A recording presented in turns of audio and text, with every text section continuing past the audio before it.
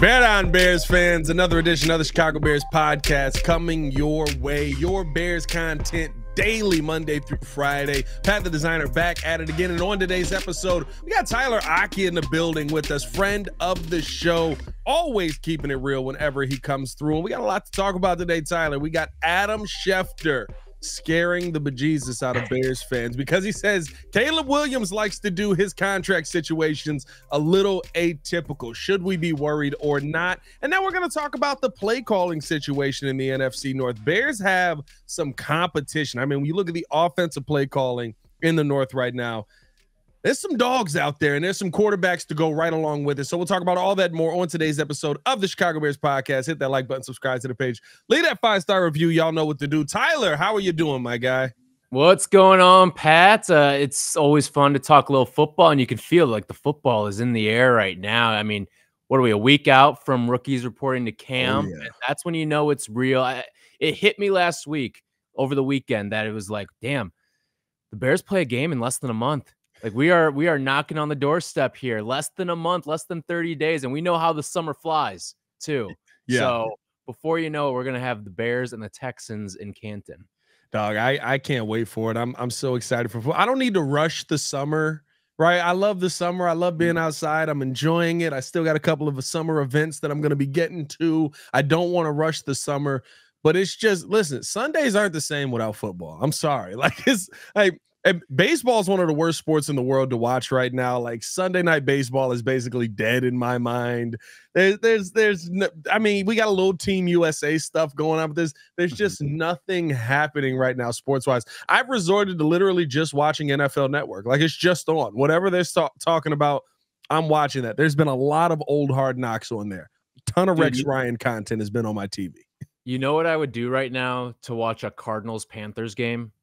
Like, dog, the worst of the worst, bro. Like last night, legitimately. Like, everyone complains about these terrible Thursday night matchups. All right, if they dropped a random Thursday night matchup for us right now in the middle of July, if they said, you know what, July 17th, you're going to get the Commanders and the Jaguars, we would be frothing at the mouth. Oh my God, for something like that. And you know what's crazy is right because the Bears get the extra week because we're getting it. Like we're almost gonna get hit with this again because by that last preseason game, you're yet again like, all right, dog, like why are we still doing these? What is the formality on these preseason games here? Why are we still playing so many of these? Like by the time yeah, dog. Like hey, listen, prime Brett Rippon content will be talked about on this show. I can guarantee it.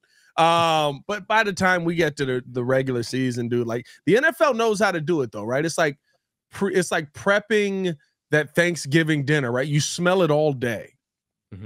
And then by the time you actually get to it, it's almost like a ravenous hunger because it's like, you've been waiting for this and you've been thinking about the dinner for weeks at this point. Now it's like, okay, here we go. Now it's time to dig in. So, hey, they got us in a chokehold right now. And the one thing about this Bears upcoming training camp is going to be so interesting is everything that's going into it. And we got a little bit of conversation from Adam Schefter on with Carmen and Yurko the other day that may have made my ears perk up, and I think most Bears fans' ears perk up on the Caleb Williams contract situation. Both him and Rome Odunze still unsigned. Hear what Adam Schefter had to say about it. Have made it such that these rookie deals are formalities, but Caleb Williams really wants to kind of do his own thing, break the system, try to do things that are atypical. And so that wouldn't surprise me, if his situation lingered a little bit longer than most of these rookie situations that should be in this day and age just formalities. Rome Odunze, that'll get done. And it used to be, the Bears did change their front office quite a bit, but the Bears would have their draft picks on the week after the draft. And now these guys are unsigned, but it won't be long, I would imagine, before they have their deals done. First off, that picture of Schefter, if you're not watching on the YouTube side, my God, what's going on here? Like, is he modeling here? What tunnel was he in on that one? But hearing from Schefty that, this may go a little bit differently, the contract negotiation that the Chicago Bears are undergoing here with Caleb. He believes that the Rome Odunze deal is one that probably ends up getting done even quicker than the Caleb deal does. But the fact that he says that Caleb kind of wants to do his own thing, break the system, do things that are atypical. Is this something that you think Bears fans should be concerned about as we're heading into the season? So if it were just Caleb Williams that was unsigned, I would say no. But I do have an inkling of unsettlement because they've got two guys, 2 first-round picks in this slotted system that cannot be challenged, really. Maybe like a little bit of language here or there. But the fact that it hasn't been done for 2 guys is just a little odd to me. I'm not upset about it. I'm not worried about it. I think everything irons itself out in time for camp in a couple weeks. But it's just a little odd that there's 2 guys. And we know Caleb's different, right? He goes about his business a different way. He doesn't have a traditional agent. He likes to be a different type of dude out there, whether it's business, whether it's on the field, what have you, whether it's off the field. He likes to be different. And that's just the way it's going to be. That's how the Caleb experience probably is going to be in Chicago. Yes. But the fact that there's 2 guys that are unsigned at this point, it's just a little odd to me, and especially for a team that's had issues in the past getting rookies signed. I believe Jaquan Brisker had an issue a couple years ago. Yep. We know Roquan Smith had an issue when he was a first-round pick. But they also got rid of Cliff Stein, too, who I think was one of the guys that was sort of behind the scenes of a lot of these contract negotiations. So I'm just a little curious as to why there's a holdup with not 1, but 2 guys and 2 first-round picks on this team as we head into training camp. Here's why, and maybe this is me being conspiracy theorist or whatever, but or maybe just thinking a little bit too deeply on it, but I don't think it even goes to the point where I'm concerned, because we know that this offseason, while yes, it's about players making the team, Bears players being able to go out there and prove who they are, Caleb Williams being able to go out there and show what's happening around or show where he's at development-wise. We know what's happening around this team, and there has to be a story. And there really isn't a major story outside of the elephant in the room of Caleb Williams is the new guy on the block. Is he going to be the Bears quarterback that gets things done?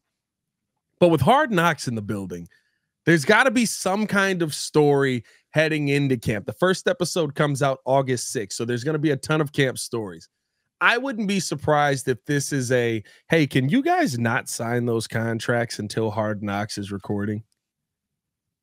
Like, I think that this is as simple as that, because to me, right, maybe there's some issues in the language, and we've seen that, but there's no chance in my mind that Caleb Williams is not signed before training camp starts. There's no chance in my mind that Rome Odunze is not signed before training camp starts, because neither of those guys can participate in training camp if they are not signed by the time that training camp starts. And we know that the Bears don't want that to be the situation.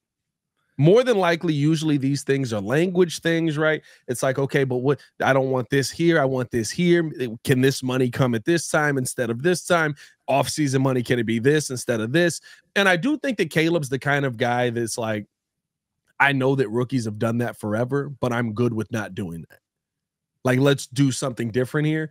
But I also think that there's a part of this that it has to be a part of the story. It has to play into the story. There has to be something that can be drummed up so that when we get that music right before a commercial break, if you're watching on the regular HBO, right? Like, then all of a sudden it's friggin' some drama, some suspense. And then by the end of the episode, Caleb Williams is signed. I appreciate a good conspiracy. I don't know if I'm buying that, though. You're not following that line of conspiracy. But no, I think it's just... What do you think the issue is right now? What do you think the issue that's holding this all up is? I'm not going to pretend like I know. Like, I really don't know. I'd imagine it's something in the offset language, because there's nothing you can really haggle with. Right. For a large part of what these contracts are. Everything is so cut and dry with the way that these rookie contracts are formatted now. But I will say, if you ask me, would the Bulls sign their first round pick before the Bears? I would not have thought that would have been the case, but that's it right now, right? And I think that's a heck of a breakdown of it, honestly. They signed theirs before the Bears signed either of their two guys. So no, it's just curious to me that Rome isn't signed, and maybe that's something that figures itself out. Hell, it could happen before we stop the recording here. Like that's just the way that these contracts can move. Sometimes it can all be done at the drop of a hat. But I'm not going to be worried about it until people start missing time, and we're not at that point where people are missing time yet. And I think that's the thing for me, right? If it turns into training camp time is missed, if it turns into valuable time on the field is missed, especially when you're talking about your QB1, that's when I'm more concerned about it. Right now, though, I don't see this as a big issue because, and I get it, right? You hear Schefter in there. He talks about, normally this is done quickly. Normally the Bears have guys signed a week after training camp or a week after the draft, I should say. But you brought up some great names. It hasn't been that for a while here, right? We haven't seen the Bears do that. We've seen the Bears struggle to get Roquan Smith signed because of offset language. We've seen that with Jaquan Brisker because of offset language. And you get them done before training camp, and the Bears have a history of that, which maybe also goes into setting my mind a little bit more at ease. But at the end of the day, if we're just still sitting here in the off season and I get it, you get antsy and you want to, especially for the content creators, they want to do a video when Caleb Williams signed his deal, Rome Odunze signed his deal. Everybody's ready to drop that content. But until we get to a point where time is missed, it means nothing. If he signs it today or he signs it the day before training camp starts, he's still prepping himself. But Caleb Williams at no point isn't preparing for the season here. Rome Odunze still prepping to go out there and try and be your number 1 or number 2 wide receiver this year, and whether it works out for him or not, right? Nothing changes whether it's signed today or it's signed, in my mind, when the cameras start rolling, but the day before training camp gets here. Right. It's one of those things, and like you said, there's no noise with this Bears team right now in terms of like a negative light. There's buzz, but there's no noise right now about, oh, this guy is unhappy with a contract. Oh, this guy is thinking about a camp holdout. Oh, like there's no noise. And this is the closest thing that there is to noise. And quite frankly, it's not much of an issue until we get a little bit closer or once the start of training camp happens. And if guys aren't participating as a result of it. And look, I mean, if we're being 100% honest, we've got guys who are under contracts for $10 million who we're not sure are going to participate in practice on this team. You know what I mean? Like we got bigger issues to worry about right now than the rookies. But no, I'm not in the slightest worried about this. I think that it's nothing right now, and we'll see what it ends up being. Let us know your thoughts in the comments below. Do you think that this could be a issue for the Chicago Bears? Type yes, type Y for yes and for no if you think that this could be a problem. Also drop a bear dime just cuz, man. Let's keep this thing moving along. You throwing the claw up there with the good hand, not bad. You gotta, you don't want the wilted claw out there, man. You don't want the wilted claw. That's how Rome throws it. It's very lackluster. He's got a very feeble claw. Yeah. It's more creeper than it is claw. It's kind of concerning. I feel like JJ Watt though. Like I've got the block on my hand right now. Yeah. You got to use it to your advantage, like he did. Just smack guys upside the head with it. That's exactly what JJ was doing.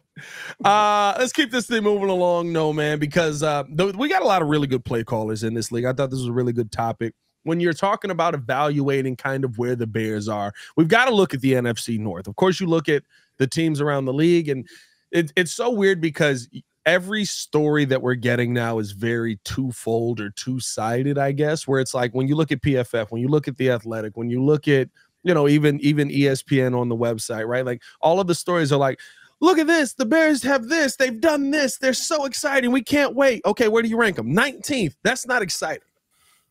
When I look at the Bears play caller right now, the play caller quarterback combination compared to the NFC North, while I am very excited about this team, a lot of times you really don't get to kind of sit there and say, okay, well, this is actually where I have these guys until you make a list and you kind of start looking at the accomplishments of the teams on that list. So we're going to go through the quarterback play caller combinations in the NFC North and see where the Bears rank with Shane Waldron and Caleb Williams. Tyler, I'll start it off with you. Who is your best play caller quarterback combination in the NFC North right now? To me, number one, and frankly, it was not very close at all. It is Matt LaFleur and Jordan Love. I hate it so much, but yeah. I think that what you saw last year is no fluke for Jordan Love. And sure, there were some stumbles out of the blocks early in the season. That Raiders game on Monday Night Football was atrocious. But if you look at the basically like second half of the season, Jordan Love looked like one of the 5 best quarterbacks in football. Yeah. And for Bears fans, it's kind of like, again, we're doing this again. But it might be the case. We can fight back now, but we'll see. And I look at what he did in terms of being an elevator, and it's something that I think that we saw out of the last couple of guys, like the last crop of receivers and the guys that Aaron Rodgers worked with were fine players. The guys that Jordan Love is working with are fine players, but there's no stud in that room. You're working with a lot of low-end 2s, high-end 3s in that receiver room. And it didn't matter if there was injury. I mean, Christian Watson, we know, missed plenty of time last year. I was going to say that's probably the one stud you may have, and he's never on the field. And he's going to like hamstring therapy to like even out his hamstrings now, which I'm actually very interested to see how that experiment works out this year. If he is a clean slate of health this year, if there are no hamstring pulls for him, I'm going to be very, very interested to see how many players follow suit after. But anyway, there's no stud in that room. And he could make each one of those guys have moments where they looked like ones. Hell, Bo Melton had his moment in the sun as well. Like, they could pull guys up from the practice squad. And to me, that's why Jordan Love is clearly the #1 quarterback in the division. And I think Matt LaFleur, when he wasn't being told what to do in the Aaron Rodgers tenure and now kind of could do the actual coaching, I think we learned he's a pretty damn good coach. I know there's some people who may have had their doubts about how good was Matt LaFleur as a coach during the Aaron Rodgers era. Was he a coach or was he a caddy? And I think now we've learned that he is a coach, and he's a damn good one. Paired with Jordan Love, they were making some really, really good things happen out there. So by far and away, the Packers are my #1. I hate it so much because I agree with you, and I think it is because of I don't even know if we can call it the emergence, but maybe the liberation of Matt LaFleur, right? Because I think, like you said, so many people looked at LaFleur and were like, okay, yeah, like you're good, but like it's because Aaron Rodgers is there. Nobody expected Jordan Love to be able to come in and set the world on fire the way he did. But and I don't think that it's just, listen, I think that Jordan Love is talented. I always thought, right, there's a talent in there. You just got to figure out, okay, is it going to be ready to go this season? Is he going to be a good player, right? Is he going to be able to fit in right away with what this team is doing? And the fact that he was able to sit for 3 years, understand the system. It took him a couple of weeks to figure out, okay, this is how this relates to actually doing it on the field. But how Matt LaFleur handled even that, right? And that's, to me, the sign of a good play caller. My quarterback's struggling. I need to make his life a little bit easier. Jordan Love, right? I believe his first pass of his career was an overthrow that could have been, or maybe no, I believe it hit Christian Watson in the hands, but it was like they didn't expect him to punch him in the mouth. And so everybody thought it was going to be set on fire. Here comes Jordan Love. Christian Watson drops it, though.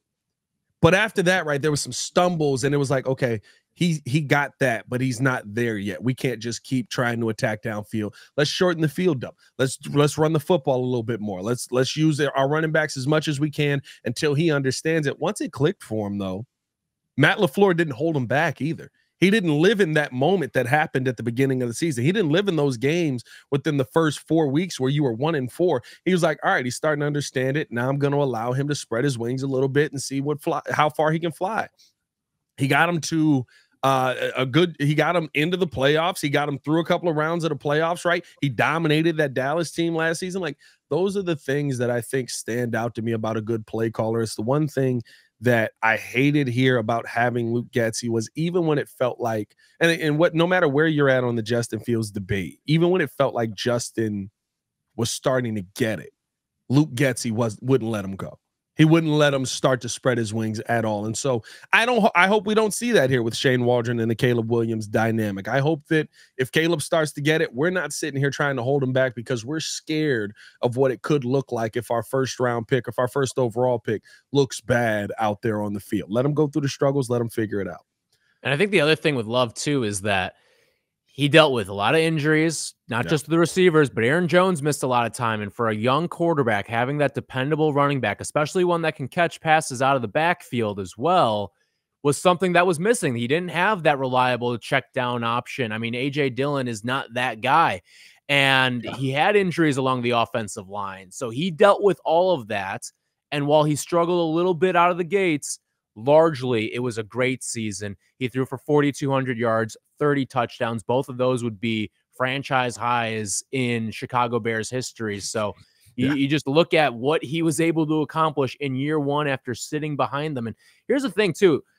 By the time that Andy Reid retires, we may be looking at Jordan Love and Matt LaFleur as the number one quarterback play calling combo in all football. Right now, it's no doubt about it. It's Andy Reid and Patrick Mahomes.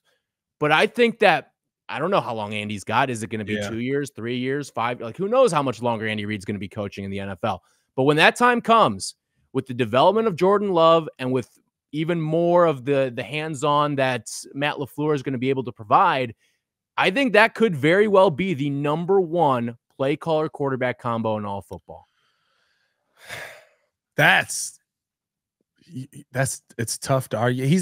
Jordan's got to keep playing at that level, but that could be. And it also depends who Mahomes coaches. Like, let's say Sean McVay does the thing where he disappears on TV for a couple of years and says, I'm gonna go to Kansas City. Then it's okay. Then it's not going to be. There could be some changes in there that make more sense. No, that's a tough one, but it's tougher to find a better combination than those two.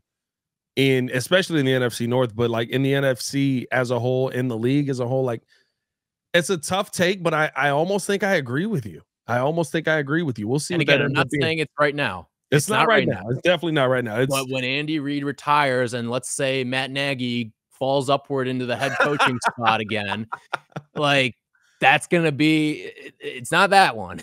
Yeah, it's oh boy, geez, yeah, it's definitely not Nagy. Nagy will still be calling Andy Reid like while he's on the sideline, like, "What should I run here? You're watching the game, right?" Like, no, I'm at a Denny's, dog. Like, leave me alone. He's gonna have walkie-talkies with him in the parking lot at Arrowhead. He's got a direct line in his headset that goes to Andy Reid's phone. Andy, I need help, please. Come on, help me. I'm retired, Matt. Leave me alone. Who do you got number 2? Number 2 is also pretty easy for me as well. I have Ben Johnson and Jared Goff as the number 2 play caller quarterback combination. I think Ben Johnson kind of continued the progression of Jared Goff. He threw for 4,500 yards, 30 touchdowns. I believe he was second in all of passing touchdowns in football last year, or in passing yards in football last year.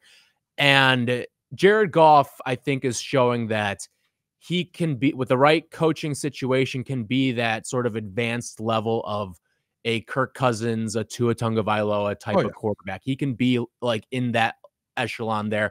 And I think it's kind of Purdy-esque too, where, listen, these guys aren't superstars. They're not game-breaking talents within the league. But if you pair them with the right play caller, they can be damn good quarterbacks. And I think we saw that with Jared Goff last year. The one thing that will concern me a little bit with Goff is the difference of playing inside versus playing outside. And I think he doesn't go outside this season until week 12, if I'm not mistaken. Yeah. It is quite some time before he plays a true outdoor game. First size, right? In that his first might week be, outside at Soldier Field, I think, where he has not done well. Right. So I think that's okay. I want to see you play a little bit outdoors, but his retort could be, well, the Super Bowl's played inside, and if we have the 1 seed, then I'll be inside for the entirety of the playoffs. So, but no, I think that I think Jared Goff had some good seasons in LA. And I think it's because he was coupled with a great play caller. And he's had some good seasons in Detroit now. And I think it's because he's coupled with a great play caller in Ben Johnson. I'm going to be very fascinated to see how the graduation of Ben Johnson going to being a head coach, it's going to happen at some point. It may be it very well could be next year. I can't imagine him sitting out 2 head coaching cycles without getting a job. Yeah, I think I should say 3 head coaching cycles without getting a job. When that happens, when that shoe finally falls, we could see Jared Goff take a little bit of a dip depending on who comes in there and is responsible for calling the plays. No, 100%. I think that first off, agree. Clearly, the number 2. I think the first 2 were the easy ones. The big thing about what I got to give Ben Johnson credit on and why he's such a good play caller to me is listen, last season was not Jared Goff's best season. He had a season that was better when he was with the Rams. 4,600 yards, 32 touchdowns, 12 interceptions that season, had a 101 quarterback rating, 64% completion percentage. But what was different about that was you saw the difference in Jared Goff last season, where in the Rams situation, if pieces were missing, it was like, this is not going to be good for Goff. Yeah. The second Todd Gurley went down, it was like, they got no running game. Like, he's in trouble. He's not going to be able to still be that level of quarterback. The drop off to me was very precipitous between, when he had his best guys out there and when he didn't. And I know a lot of people say, well, that's all quarterbacks. That happens all around the league. Last season, though, Jared Goff to me, when major pieces were missing on his offense, still looked like one of the best quarterbacks in the NFL, still looked like an MVP candidate, looked like a quarterback that was like, I understand that he's not here, but you know what? We're going to turn you into something because we need you to win us this game this week. And we didn't see that from him for so long. And to be able to do that with a quarterback who had been in the league at that point, what was last year? His 8th season in the NFL. And you're talking about before he had Ben Johnson, basically 5 years in the NFL. To be able to do that and turn a quarterback from a guy who I thought went from a good quarterback, like we said, a Kirk Cousin, a game manager type of quarterback, to what I would call a game changer type of quarterback last season.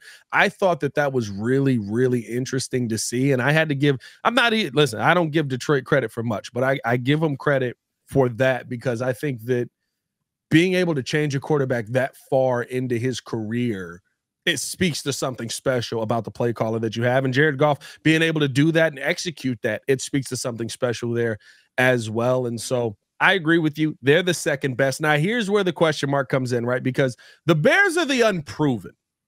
And that's really why they're down here at the bottom right now. Until we know something, we can't sit here and say they're the best duo in the NFC North. It makes no sense. We've seen the other two be successful at a high capacity. But then you look at the Vikings. Yeah, Kevin O'Connell, and we don't even know who the quarterback is. Are we going Sam Darnold? Are you going J.J. McCarthy? Who's playing quarterback over there? Who is the third best play caller quarterback unit in the NFC North right now, Tyler? To me, I am going to go with the Chicago Bears, and it's ever so slightly, and it comes with a little bit of a caveat as well, but I don't think it matters which quarterback is playing for the Vikings. I think the Bears have the advantage at quarterback. And even though I think Kevin O'Connell is a better play caller than Shane Waldron, yes, I think it's one of those cases where it's about the Jimmies and Joes, not the X's and O's. And I think that having the quarterback advantage is more important than it is to have the play caller advantage here.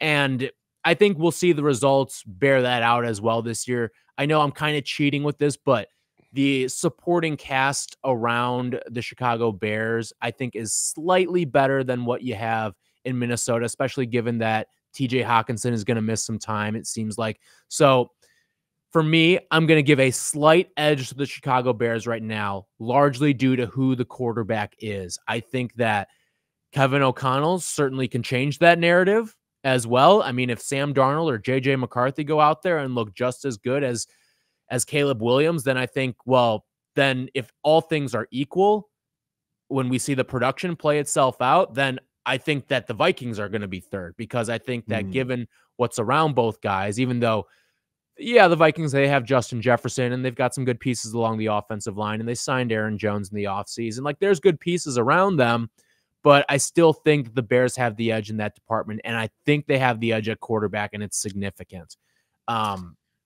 So for right now, I'm putting the Bears at 3. But if we see even production, I think that I think the Vikings are deserving of that third nod. Well, listen, if we see even production out of Sam Darnold and JJ McCarthy, something went wrong here. Like, let's be 100% It very well could be. Both are good. Like, maybe JJ McCarthy is just good.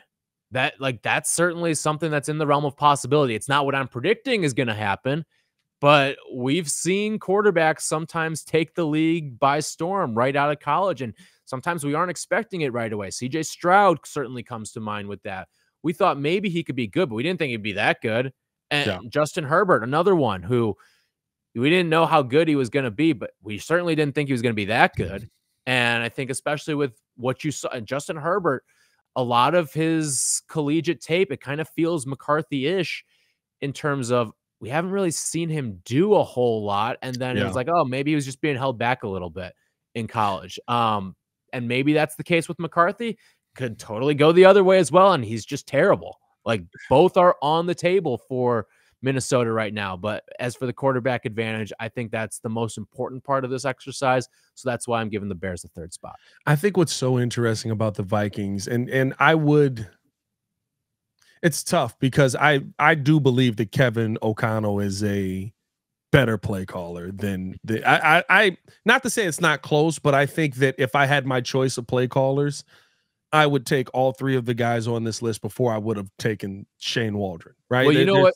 The other part of that too is I think Kevin O'Connell is closer to second than he is to fourth. Yeah. On this as far as being the play caller in the NFC. Yes, I think he's he's very good at his job. And the fact that he's kind of patched together some of these offenses with Josh Dobbs and whenever there were injuries to Kirk Cousins, the fact that he's been able to patch everything together at times and keep the ship afloat and even have a chance at the playoffs near the end of some of these seasons and not finishing last in the division, given some of the injuries he's had to put up with.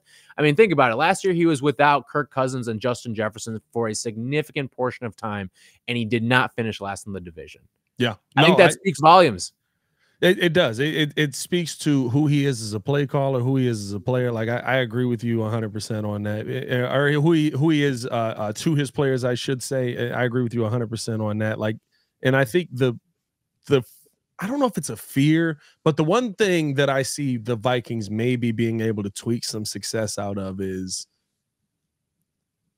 can you get that Sam Bradford Minnesota season out of Sam Darnold? Because Sam Darnold came in as a highly touted prospect. He was not supposed to be what he has turned into in the NFL. And we just talked about, now Jared Goff was a very different quarterback. He had success. He had been to a Super Bowl. But we just talked about how getting the right coach with you can set you right. Everybody's looking at JJ McCarthy to be the guy. My thing is, like, if I look at Sam Darnold, can he hit Justin Jefferson in the hands? Can he hit Jordan Addison in the hands? Because if he can, you can do a lot with this offense. Yeah. So, like, that is my one, like, this is why I think that the NFC North has kind of come back into being the black and blue division. Because to me, I have a question mark on the Vikings. But outside of that, I think the Bears are going to be a good football team this season. Maybe not a great football team, but a good football team. I think they've got a lot of games that can keep them in the divisional race early on in the season. I think that the Packers are going to be a good football team. I think that the Lions could be a great football team this season. And my God, if like Sam Darnold can hit Justin Jefferson in the hands, like, you got the best wide receiver in the NFL standing on the other side of you. It makes it very, very difficult to call a clear-cut winner in this. I will go Bears 3 here, but it's almost like a reluctant, like, I can't put the Bears 4th. I can't put them underneath Sam Darnold and JJ McCarthy because you got Caleb Williams. But it's tough, man. It's tough. Let us know how you guys feel in the comments below. Let us know your thoughts. I mean, listen, when you look at the Bears, before we get out of here, when you look at the Caleb Williams, Shane Waldron combination, what is it about it that makes you feel like this may be the change that finally comes? Is it more Caleb than Shane Waldron, or is it you think that Shane Waldron will get the best out of this Bears offense? Well, I think there's two things. I think it's Ryan Poles. I think Ryan Poles has done a good job to create a very cushy landing. And then on top of that, too, we've seen Shane Waldron have success with kind of turning around quarterbacks. It's something, too, that I think is worth bringing up in the Vikings case. Like, what if Kevin O'Connell can get a Geno Smith first season in Seattle type of season out of Sam Darnold? You know what I'm saying? Who's the guy who got the first season of Seattle from Geno Smith? It's Shane Waldron. So if he can kind of put together and cobble together the same thing with what I think are better pieces in Chicago, then Caleb's in for, I think, a pretty soft little landing into the NFL as opposed to most first-round quarterbacks and specifically most first overall pick quarterbacks as well. But for me, and then, it's because Shane Waldron, even though he doesn't have success in my eyes as being some sort of elite guy in terms of play calling, it's not like he's without success. I mean, Seattle was a team that had zero expectations. If you remember that season, they, like, ESPN does their roster rankings every single year heading into the year. And it was, I believe, Bears 31, Seattle 32, or maybe it was flipped. Yeah. That Seattle team made the playoffs. And I think Pete Carroll's very good as a head coach, but Shane Waldron, I think, kind of helped bring along a quarterback that, quite frankly, given his track record, had zero business being a starting quarterback in the NFL. And he turned him into a Pro Bowler that year. And I think that speaks volumes to a little bit of what Shane Waldron can be as a play caller in this league. Now, he didn't parlay that into a second year, but maybe with a little bit more talent at quarterback, which Caleb Williams has more talent than Geno Smith. Yeah. With a little more talent at quarterback, it may need a little bit of time, but I'm much more bullish on what he can create here in Chicago than what he had in Seattle. We'll see, man. I'm excited. I'm ready for the season to get started. I'm ready to see where these guys will realistically rank when the dust settles, but not too fast, because I'm not ready for football season to be over yet. That means we got to start talking about training camp, draft, all that. Let's just get to the season. I'm taking it one step at a time, dog. Let's get to training camp. Let's take all that in. Appreciate y'all for plenty of Brett ripping coming your way. Appreciate y'all tuning in, showing love. Hit that like button, subscribe to the page, leave a 5-star review. Y'all know what to do. Let us know where you rank the play caller quarterback combinations in the NFC North right now. For Tyler Rocky, it's your boy Pat the Designer, back at it again. Y'all stay safe out there, Chicago. We'll be back tomorrow with Jason McKee.